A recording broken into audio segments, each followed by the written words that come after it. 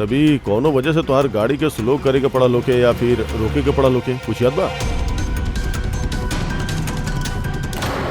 हाँ सर, हम जब ड्राइव करते ही नहीं तो गाड़ी के आगे भिखारी आए रहे, हमके ब्रेक मारे के पड़े रहे। भिखारी? हाँ का भाई? ई तरफ कुछ भी नहीं के। कुछ भी नहीं के? वहाँ भी कुछ नहीं के सर। ये भिखारी दिखे में कैसा लगता है?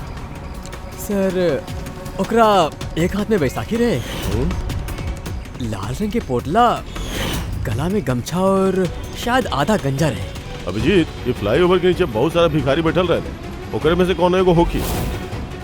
हम सुन लीजिए, आशुतोष बतैले भिखारी के बारे में। हम यहाँ नीचे जाके देखा था।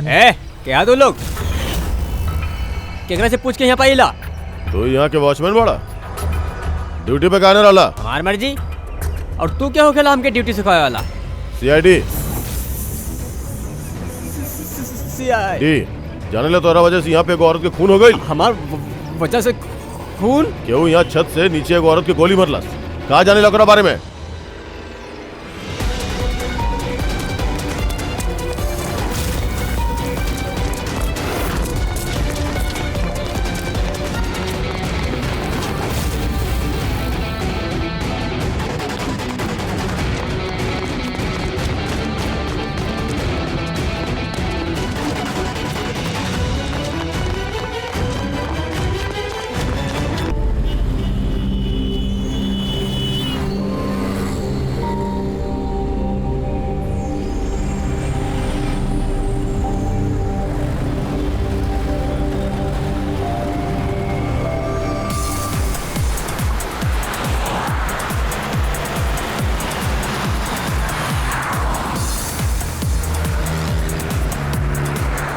ओ साहब जी ले लेना। अरे शिट, अरे बहुत डिस्काउंट प्राइस में ले ला, एकदम सारा आधा दाम में। साहब देखा तो साहब। अरे भाई एक बार कहनी ना चाहिए। अरे साहब, अरे क्वालिटी बा साहब। अरे मैडम जी देखा ना मैडम जी ले ला, एकदम अच्छा क्वालिटी बा। अरे काहे परेशान करता रे, एक बार कह देनी ना चाहिए। ओ भाई देखा ना मैडम कुछ भगल कुछ ना भइल बा ओकरा के। सोरा बाड़ी उनके गर्दन से खून आ रहा। का? मैडम के गर्दन से खून आ रहा। जी वो देखा जी।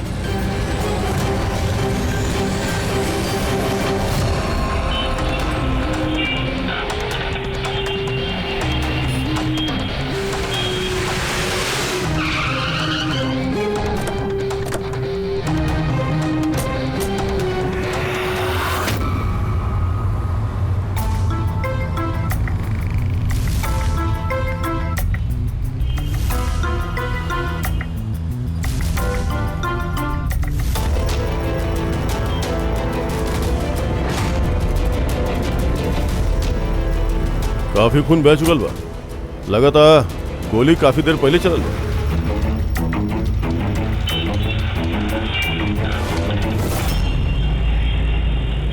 ये सब कैसे भाई मिस्टर आशुतोष?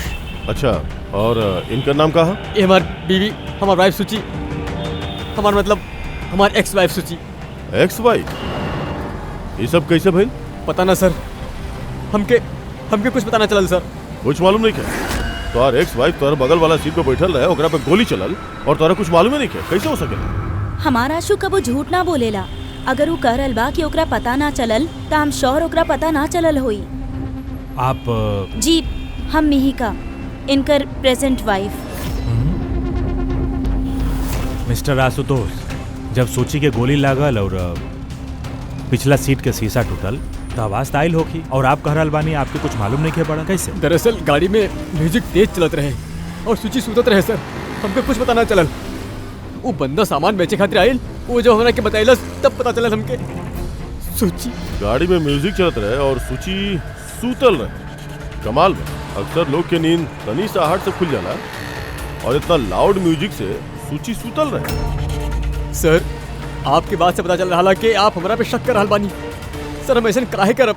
सूची और हमारा दोस्त जरूर भइल रहे, बात हमने बहुत अच्छा दोस्त रहनी, हमने क्या ताल्लुकात अच्छा रहे। आप दिनेश से पूछ ली प्लीज। दिनेश? सर हम सूची के भाई। आशुतोष सही कह रहा है सर, तलाक के बाद भी आशुतोष और सूची में बहुत अच्छा ताल्लुकात रहे। कभी कोनो मनमुटाव ना रहे। अच्छा तब आप लोग जात कहाँ रहे? हमारी बेटी रूही के बोर्डिंग स्कूल से लौटत रहनी। तो ये सोची कार में बैठा थी सूत गई या बाद में? सर दरअसल हमने के बीच में बहस होत रहे। आशुतोष, रूही के स्कूल बहुते अच्छा बा, हमनी के ओकरा स्कूल से ना निकाले के चाहिए। सूची स्कूल बहुत ही महंगा है, हम एकर फीस अफोर्ड ना कर सकेनी।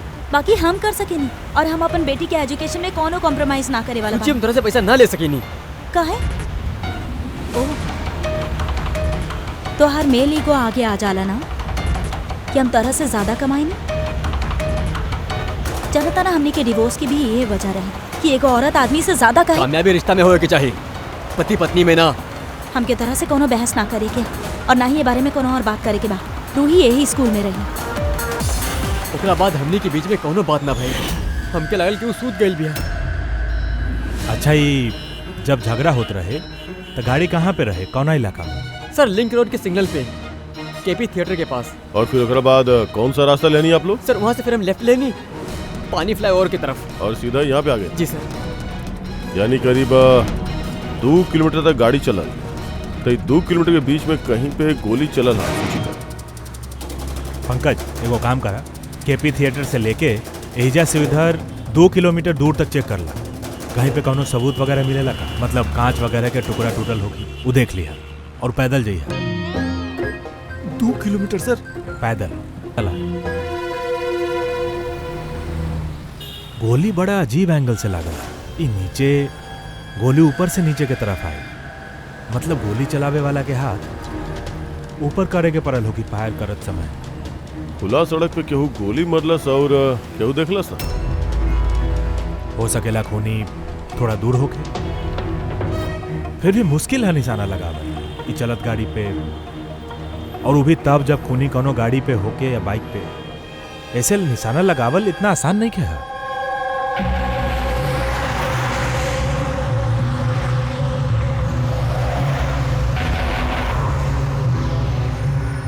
रास्ता में कहीं पे गाड़ी रोकले रहला तू? सिग्नल पे रुकले नहीं सर, बस और कहीं नहीं के। अभी सिग्नल पे केहू गोली चलल होके या फिर कहीं और से गोली चलल होके तो ऊ निशाना लगावे खातिर वक्त तो लागी, तो गोली मारत समय केहू के देखलस काहे ना?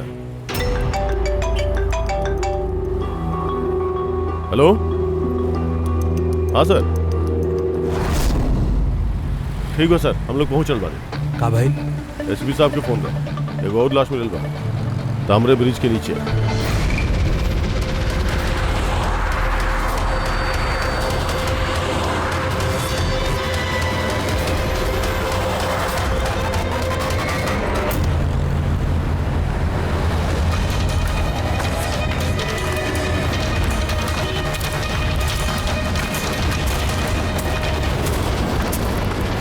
हाँ दया सर, आपके पता कैसे चलल लाश के बारे में?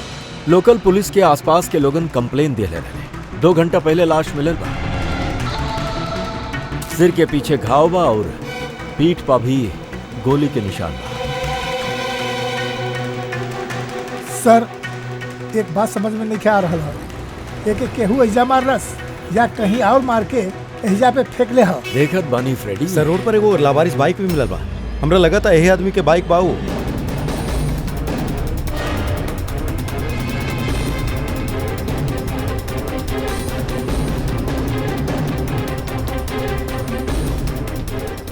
Skid mark.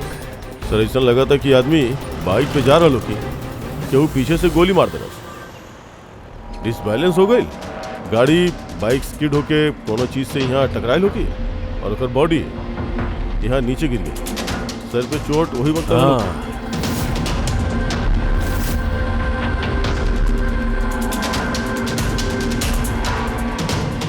सर हाँ समझ में नहीं आ रहा है ये आदमी के है, एकर कोनो आइडेंटिफिकेशन नहीं है। ई मिसिंग पर्सन ब्यूरो में पूछताछ करी का?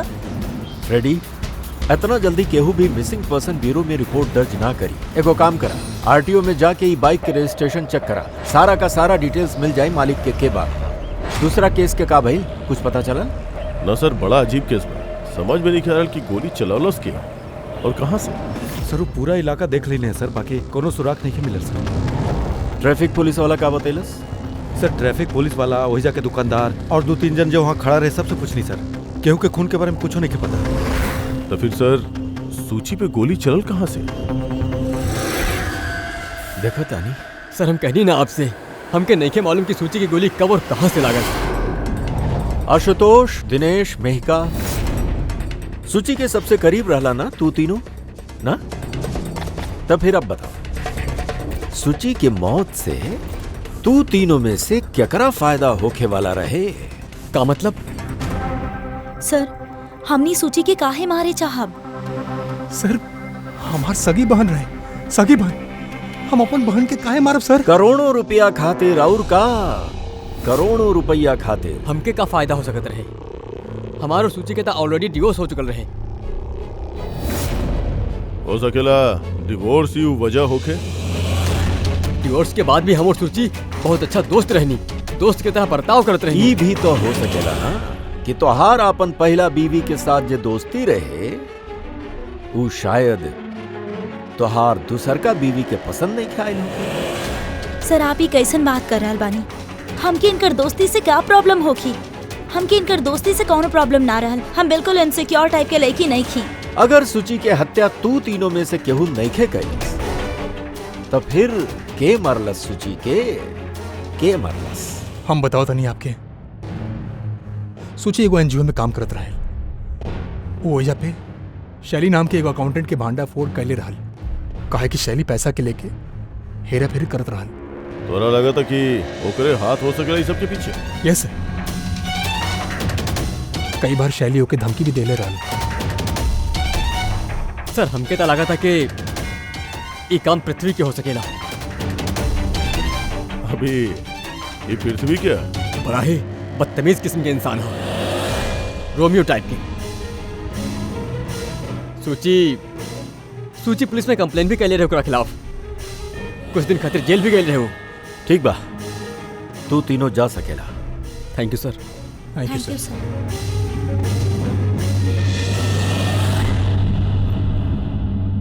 सर ये तीनों गड़बड़ लग रहा बाड़े। ये तीनों पे कड़ा नजर रखा। और दया सर, ये शैली और पृथ्वी दोनों के ब्यूरो बुला लेता नहीं। सर हाँ, आरटीओ से बाइक के मालिक के पता चल सर गई। पृथ्वी और शैली के फोन अनरीचेबल आ रहल बा, तो हम फ्रेडी से कहले बानी मोबाइल फोन के ट्रेस करे खातिर। ये तो हमारा डिलीवरी बॉय विवेक हा। सर हमार बाइक ज्यादातर यही चलावत रहे। सर एकरा के मार देले? वे पता करे के कोशिश कर रहल बानी। अच्छा, ये विवेक के केहू के साथ कोनो दुश्मनी रहे का? ना सर, ये तो बहुत ही सीधा साधा शरीफ लड़का रहे। कब से काम करत रहे यहाँ पे? पिछला 1 महीना से राजस्थान से आयल रहे। सर बहुत ही मेहनती रहे। सर इता एजा शहर में केहू के जानत भी ना रहे। ये कहाँ जात रहे डिलीवरी करे? कहीं ना सर, सर छुट्टी रहे आज होकर, यही खातिर ही हमार बाइक लेके घूमे गए रहे आज। अच्छा, ओकर घर के एड्रेस दे सके नहीं? सर ओकर घर के एड्रेस नहीं खे, वो यहाँ शॉप में ही सुतत रहे। ओकर सामान वगैरह कुछ? सर ये ओकर एगो बक्सा हा। ये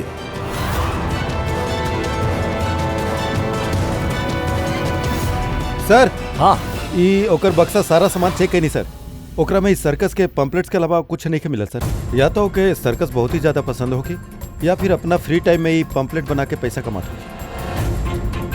एगो ऐसन मर्डर जेकरा में सस्पेक्ट ही नहीं किया। आखिर ये विवेक जैसन गरीब आदमी के मार के केहू के का फायदा हो सकेला?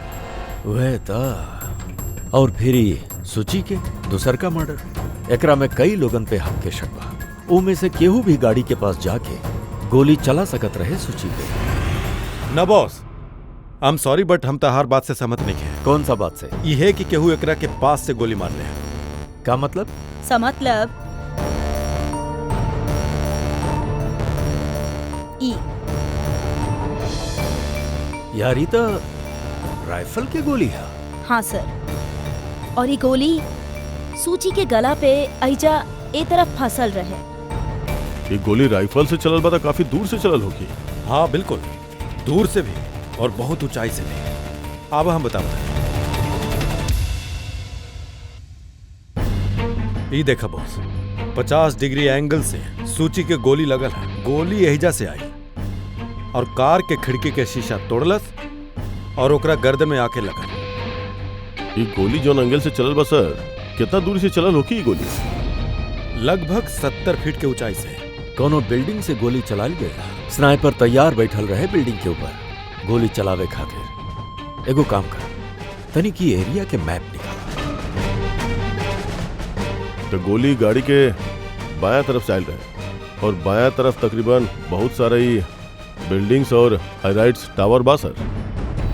तो जौन जगह पे वो दोनों के झगड़ा भइल रहे वहां से लेके सूची के लाश जहाँ पे मिलल वो बीच में तकरीबन 15 से 20 टावर्स बाड़े सर। यही में से केहू एक से गोली चलल होगी।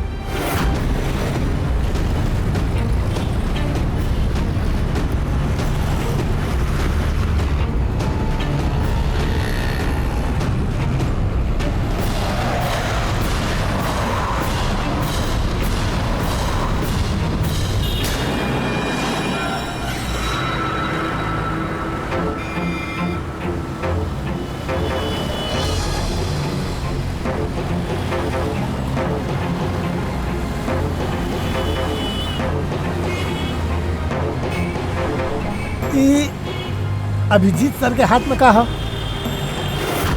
मार्क ऑफ रेडी ठीक वही हाइट पे जो हाइट पे सूची के गोली लागल रहे। हमारे हाथ में ही डिजिटल डिस्टेंस यूगन एकरा से लेजर लाइट वो मार्क पे अगर ठीक जाला तो एकर मतलब है कि गोली एजा यही बिल्डिंग से चलल रहे। तने कॉम्प्लिकेटेड है। ठीक बा, ये भी करके देखा था नहीं। हाँ दया, हम तैयार बानी। ओके अभिजीत तनी राइट में आवा, राइट में। हाँ हल्का तनी लेफ्ट, बस बस बस तनी पीछे पीछे। ये देखला लेजर ठीक वो मार्क पे हिट नहीं कर रहा, लग नहीं रहा वहाँ पे। गोली एजा से नहीं चला सर। एग्जैक्टली। अरे यार इस स्नाइपर के पास ज्यादा वक्त थोड़ी ना हो कि निशाना एजा होजा करे खाते। जब वो सूची पे गोली चलेला एगो काम करता नहीं कोनो और बिल्डिंग से देखा था। ठीक बा चलो।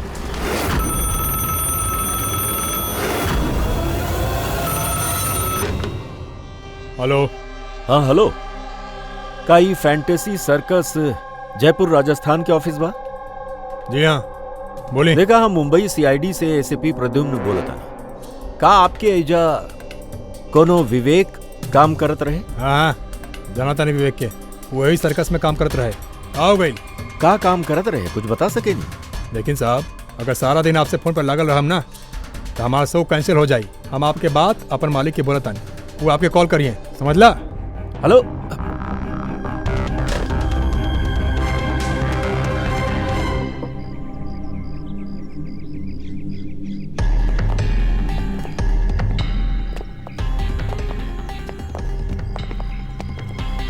देखा था नहीं। हाँ अभिजीत रेडी?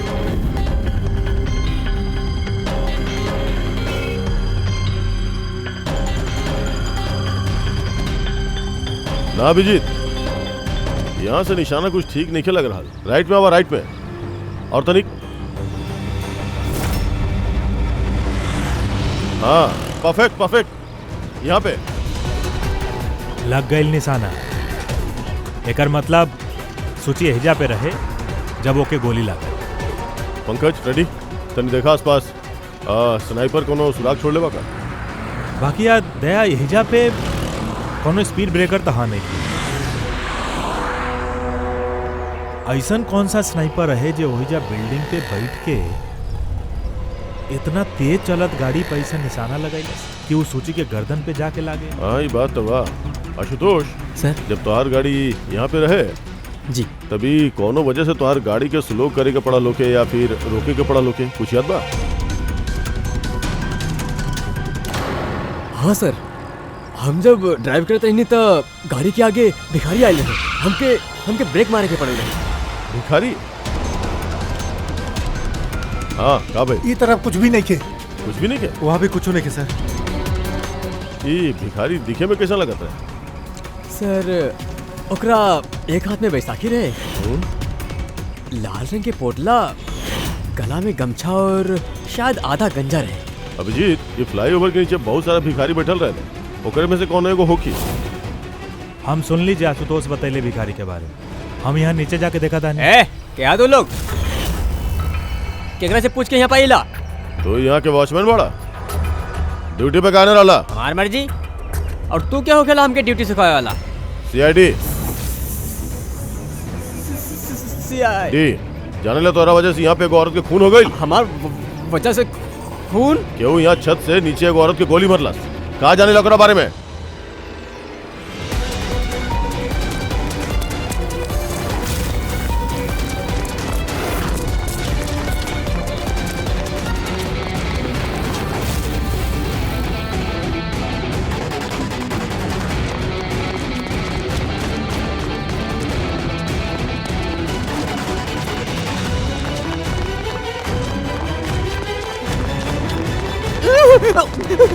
रुको, हम कुछ ना कहनी साहब, हम कुछ ना कहनी साहब।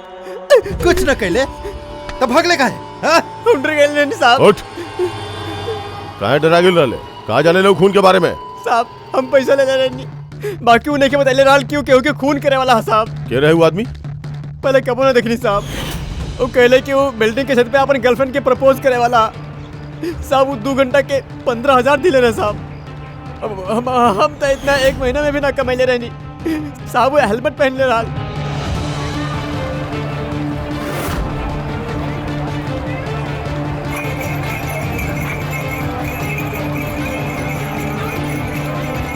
अरे सुना भाई, ओ भाई साहब, एगो ऐसा आदमी के देखला है जे लाल गमछा बांधेला। अरे एगो लाल रंग के पोटली राखेला और बैसाखी से चलेला। का? अरे सुना भाई, यार एगो आदमी के देखला है तू जे लाल रंग के गमछा बांधेला, पोटली है ओकरा पास लाल रंग के, बैसाखी से चलेला। ना देखला?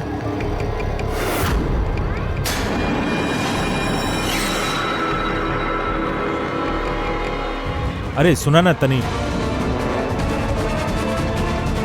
अरे सुना भाई, बात करे के है यार।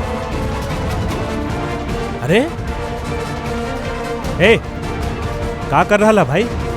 रुका यार।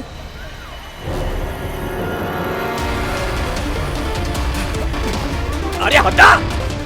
ए अरे हम कुछ भी ना कहले बानी रे। रुक। अरे हमरा पास पैसा से कुछ भी नहीं खे। अरे तू के बारा छोड़ दे हमरा के। भाई झोकला के नाटक कर रहा है। तो के मालूम है कि बिना पैर के आदमी कैसे जिएला? अरे क्या बोला तू? अरे कहाँ चाहेला तू? हमरा पास पैसा हो जाए कि हम रास्ते के भिखारी बानी। जानबूझ के वो लाल वाला गाड़ी के नीचे गिरल रहा ना। कौन सा लाल गाड़ी? हम क्यों गाड़ी के आगे नहीं साहब। का दादागिरी है? आबे के छोड़ देना तो ठीक ना हो कि हम बता देता नहीं। पीछे हट। सीआईडी से बानी हम। कहाँ जा रहा है? शराफत से बता दे, वरना हम अपना आप पे आ गए नहीं तो बहुत भारी पड़े। राणा साहब आप पक्का सीआईडी से बनी तो बताओ तानी। वो एगो आदमी हमरा के पैसा दिले रहे ये सब करे खातिर, और कहले रहे कि जैसे ही लाल गाड़ी आई तो ओकरा आगे गिर जी हो। तो हम गिर गए नहीं साहब। तो के पता कैसे चला कि लाल गाड़ी कब आई? वो छत पे एगो आदमी खड़ा होकर के इशारा करे वाला रहे। जैसे वो इशारा करा हमके गाड़ी के आगे गिरे के रहे।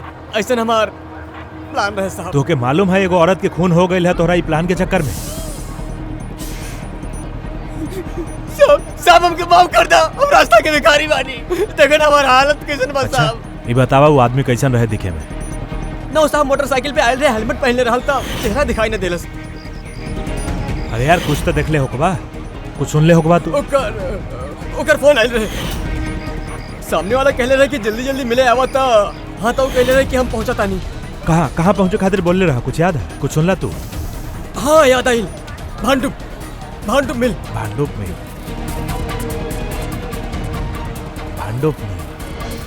अच्छा ठीक बा वापस आ जा। हम सर के इन्फॉर्म करता नहीं। ओके सर। हाँ अभिजीत भांडुप मिल से वापस आ रहा बा। ओकर कहना बा कि मिल एकदम सुनसान पड़ल बा और कोनो सुराग हाथ नहीं खिलागल सर। खूनी तो वैसे भाग के गई होगी। हो सकेला कि अभिजीत के पहुंचे से पहले वजह से गायब हो गई। पंकज। हाँ सर। पंकज एगो काम करा, जे वक्त सूची के गोली लागल रहे उ वक्त उ एरिया में कितना मोबाइल फोन्स एक्टिव रहले पता लगा। स्नाइपर के फोन वही में से केहू के हो सकेला। सर। हाँ पंकज जी भी देखिए कि वो में से कितना लोग भांडुप मिल गए रहले। सर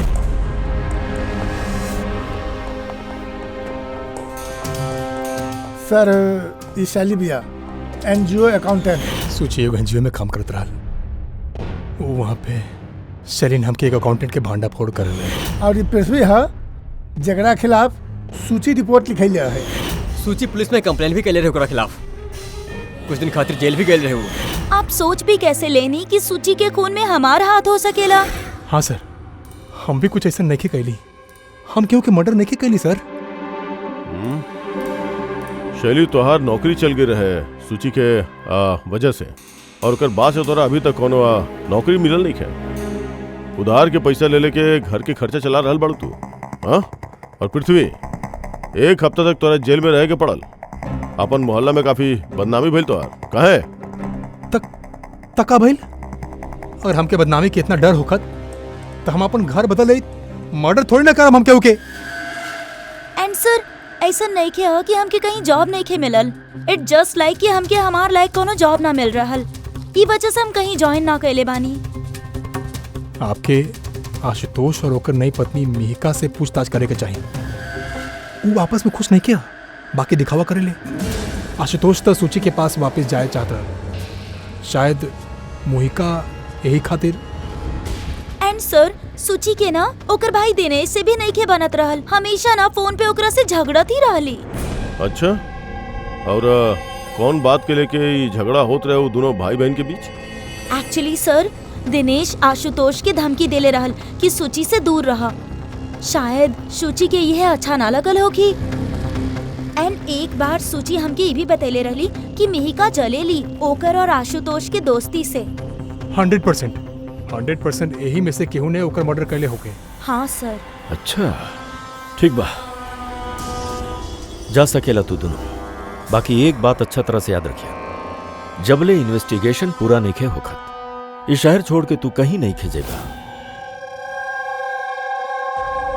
ये केस में केहू के बाद में भरोसा नहीं हो रहल सर।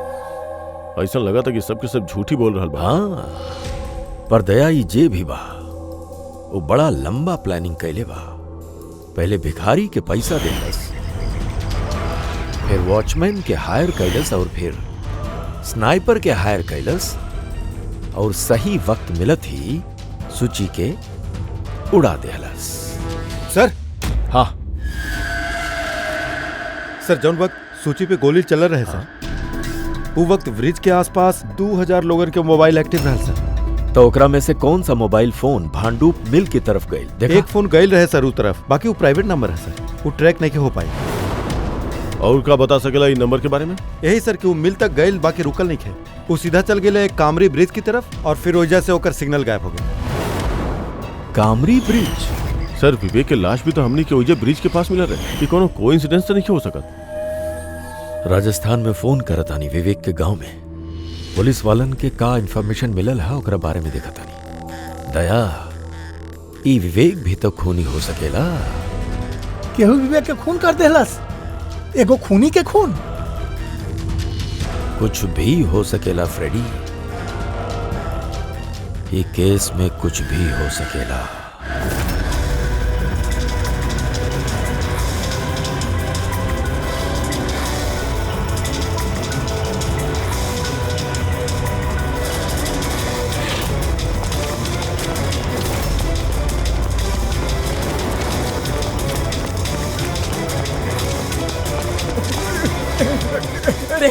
अबे बार बार भागेला काहे? हैं? सर, आप बार बार हमारे पीछे पड़े ले, काहे पड़े ले हमारे पीछे? बात करे क्या तोहरा से? हम की ना बात करे क्या? बहुत भाई साहब, आप हम लोगों के इस तरह से परेशान नहीं कर सकेले। वो परेशान नहीं कर रहल, हमने अपन काम करल वाली। जा क्या कुछ नहीं क्या? जाए यहाँ से। अरे एगो आदमी के खून हो गई है, समझ में नहीं क्या बात? हाँ तक हम लोग खून कैले बानी?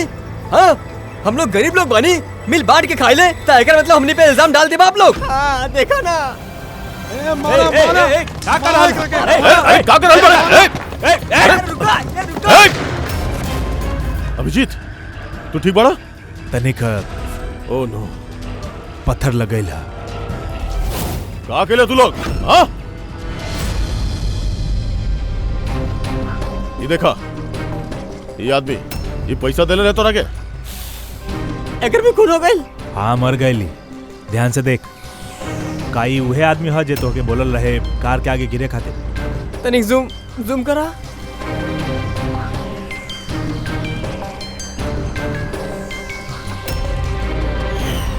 ऐसे नहीं घड़ी वो भी पहन ले रहे। शायद जे पैसा देले हो कि आदमी के उहे सबूत मिटावे खातिर एकरा भी मार देलस। हाँ पंकज। हाँ अच्छा। ओह ठीक है ठीक है। ओके ओके ओके थैंक यू। पंकज के फोन रहे बताओ तो रहे कि विवेक राजस्थान में कोनो सर्कस में काम करते रहे, निशानेबाज रहे। 1 महीना पहले वो सर्कस से नौकरी छोड़ दिलस। कहत रहे कि मुंबई में कोनो अच्छा नौकरी लागल रहे होकर। और हाँ जात जा तू वहाँ से राइफल वो भी चुरा के ले गए। राइफल चुराए के आयल रहे, सूची के सुपारी लेके आयल हो गए हिजा पे, और ये दुकान पे यही खातिर काम करत रहे ताकि केहू के शक ना हो। हाँ और ये पूरा जुर्म के जो मास्टरमाइंड बा वो राजस्थान तक गए लोग की विवेक के सुपारी देवे खातिर। हाँ के मास्टरमाइंड जे आंख के सामने होके भी नजर नहीं आ रहा।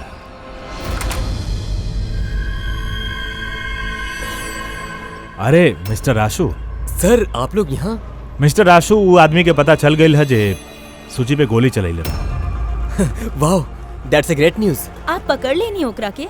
विवेक नाम होकर आप लोग कोनो विवेक के जाने नहीं ना तो कमाल बा। आप कोनो विवेक के नहीं की जानत, बाकी 15 बार कॉल कैले बनी आप अपन मोबाइल से। कहा? सर हम जब कोनो विवेक के जाने ली ही ना तो हम ओके फोन क्या करब? सिर्फ इतना ही नहीं खे, ओकरा से मिले तू राजस्थान भी गइल रहा। सर्कस में होकर गोली चलावे के कला तोहरा इतना पसंद आ गेल रहे कि सूची के मार के कॉन्ट्रैक्ट भी दे देला ओकरा। काहे? 1 मिनट सर 1 मिनट। ई बात सच है कि हम बिजनेस ट्रिप खातिर राजस्थान गए रहनी, बाकी हम कोनो सर्कस में नहीं के गए रहनी। और जब हम विवेक के जाने ले ही ना तब ओके फोन काहे करब? तुम्हारी फोन रिकॉर्ड झूठ बोल रहल बा। सर हो सकेला कि हमरा फोन से केहू और फोन कैले होके मार गैर मौजूदगी में। अच्छा तो आप अपन फोन ऐसे ही लापरवाही से हिजा हुई छोड़ दे लेगा? ना सर। हाँ सर। अच्छा ठीक बस ओके सर ओके। डॉक्टर सालुंखे के फोन रहे, हमने के फॉरेंसिक ले में बुलोले बड़े आशुतोष के लेके। बॉस हाँ सूची एहिजा बैठल रहे इस सीट पे, और ये इस सीट के हिस्सा है जो पीछे झुकल रहा, और ये है लीवर जेकरा से सीट आगे पीछे होखेला, और ये लीवर के जाम कर दिहल गईल है। लीवर के जाम कर दिहल गई? हाँ यार बस यह सुराग है सर, एकरा खातिर हमने की वजह से बुले नहीं। पंकज अरे यार तू पूरा पहले बात सुना ना। सुराग ई नहीं खे कि लीवर अटकल हा, सुराग ई हा कि एके जान बूझ के पीछे अटकावल गईल हा। बाकी सर सीट केहू जानबूझ के खराब काहे करी? ये तो हमने भी सोचत रहनी। आशुतोष ये तोहरा गाड़ी के सीट कब से ऐसन बा, कब से पीछे अटकल पड़ल बा? सर परसों रात तक ठीक रहा, बाकी कल सवेरे जब निकलनी तो रेकलाइन काम नहीं करत रहे। हमारा पास ठीक करावे के समय न रहे, एक खातिर ऐसे निकल पड़नी। सालुंके साहब सीट खराब भइला के ई केस से का लिहल दिहल? लिहल दिहल हा फ्रेडी, और लिहल दिहल ई हा कि खूनी चाहत रहल कि इस सीट पीछे अटकल रहे ताकि सूची के पोजीशन ऐसे रहे पीछे की तरफ।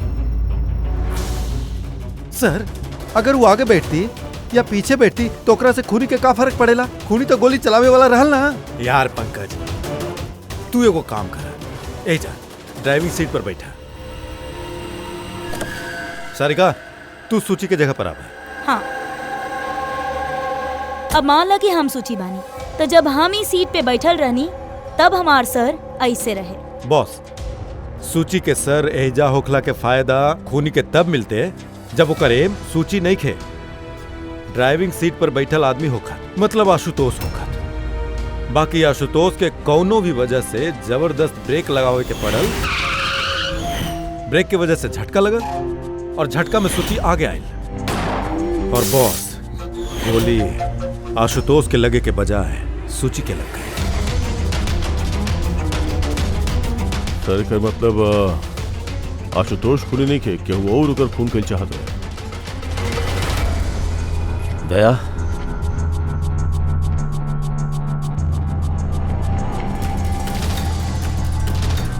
आशुतोष जी तनी सर। के एगो बात बता, तोहार कोनो दुश्मन बा, कोनो ऐसन दुश्मन जे तोहार जान लेवे चाहत होके? तनिक याद करके बता। सोचा ना सर, हमार केहू से कोनो दुश्मनी नहीं ना देखा आशुतोष, केहू तो होखे के चाही जे इतना प्लानिंग कैले हा तोहार जान लेवे के, सीट के भी जाम कर दे हला। ना सर, ये हो ही नहीं कह सकत।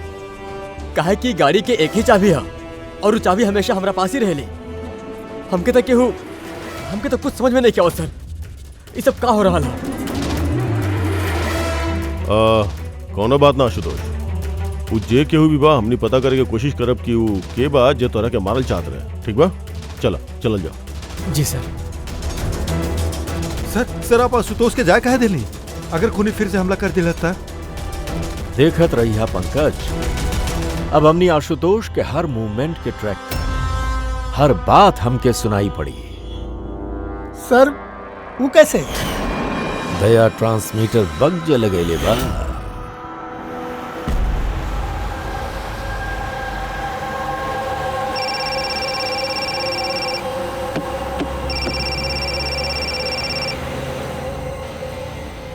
हेलो, हाँ बोला। अच्छा, तो आजा घर पे। हाँ, बाकी वो जगह तो बंद बा ना? ठीक बा, आवत है।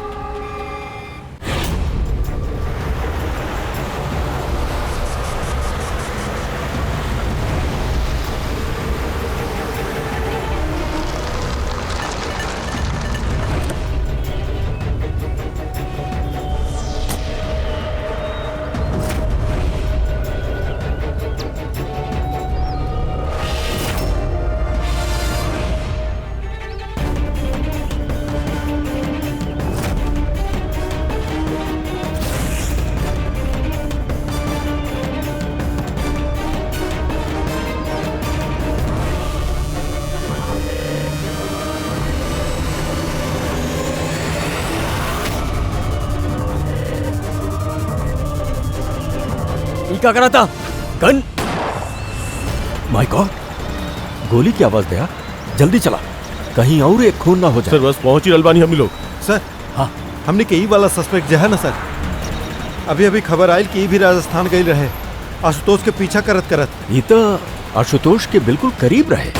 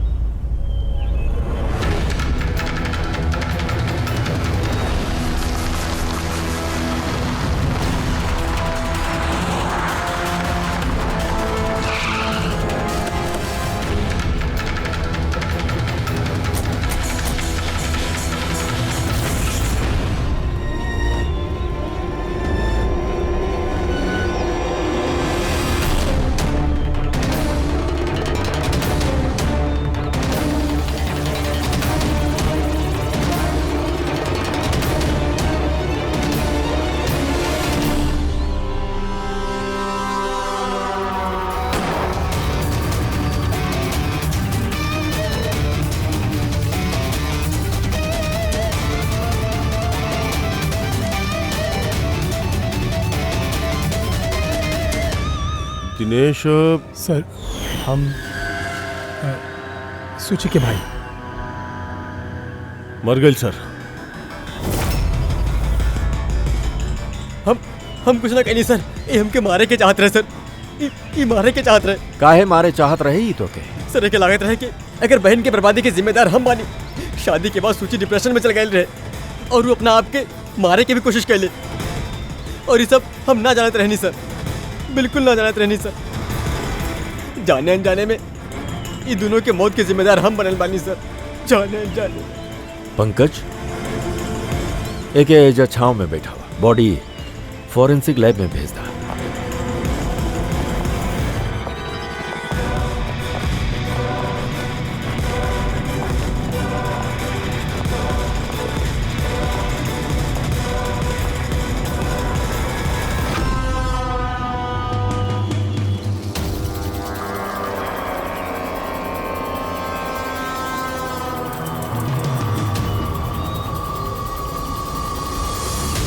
कहानी में नया ट्विस्ट। आशुतोष,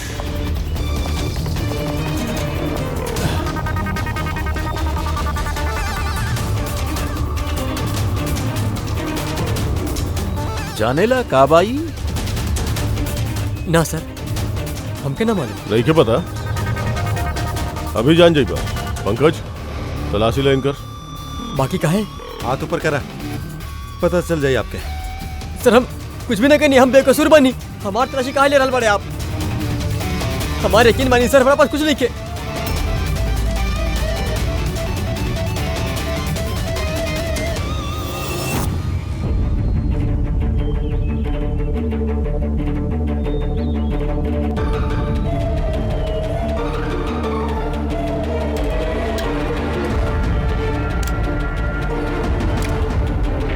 सर, ओ, रबर बुलेट्स।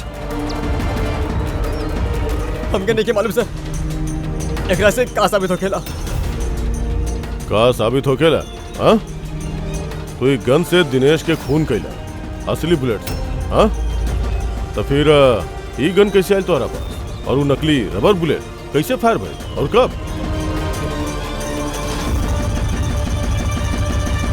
सब प्लान हम कैले रहनी सर। A to Z प्लान हमार रहा। सूची की मौत, दिनेश की मौत, और वो प्लान भी ये रहल कि आप लोगन के यह लगे कि सूची के मौत गलती से भइल बा, बल्कि असली टारगेट हम रहनी। और आप लोगन के शक दिनेश पर जाए। बाकी सारा प्लान मिट्टी में मिल गई, सब कुछ मिट्टी में मिल गई। काहे मरला तू सूची के? का मिलल तो के सूची के मार के? सूची हमारा बेटी रूही के लेके हमेशा हमेशा खातिर देश छोड़ के जाते हैं सर।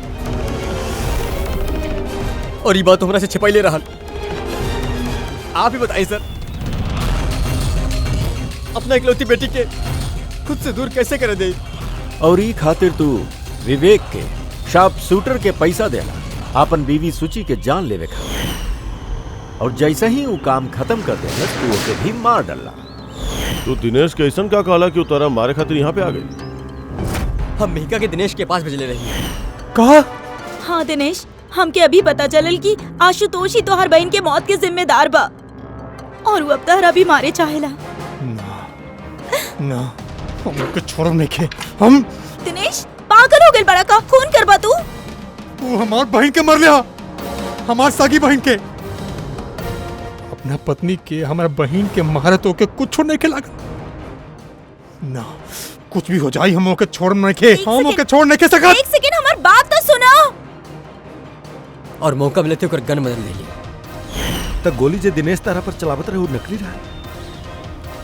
हाँ, लड़ाई के दौरान हम गन बदल दे ले रहनी, ताकि आप लोगों के लागे कि आत्मरक्षा खातिर हम दिनेश के मरनी हा, और आप लोगों के सामने हम बेगुनाह रही। का छोड़ला तू अपन बच्ची खातिर? ना माँ ना बाप, वह बच्ची के पावे खातिर तू ओके माँ के मार डाला। और फिर ई जुर्म में तू भी जिंदगी भर जेल के सलाखन के पीछे सड़त रहबा। बतावा आशुतोष, का मिलल तो अपन बच्ची के ई तरह से अनाथ करके? का मिलल?